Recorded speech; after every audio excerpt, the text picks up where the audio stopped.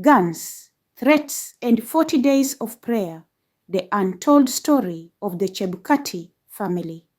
Imagine living in fear, not knowing if the next knock on your door will be your last.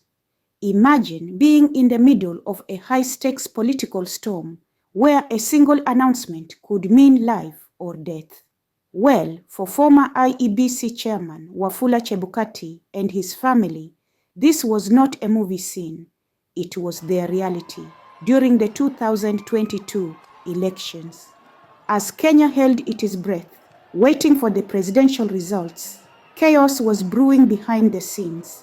According to his wife, Mary Chebukati, there were guns, intimidation, and a real threat to her husband's life. At one point, a gun was pointed directly at him, but thanks to security intervention, disaster was averted.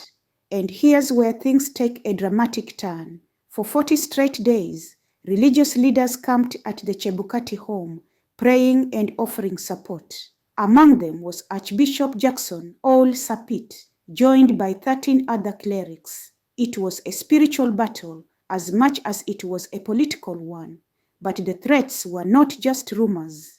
Chebukati's daughter, Nekesa, now reveals that her father had received intelligence about a plot to assassinate him, an attempt to silence him before he could announce the winner. But even with death lurking, he stood his ground.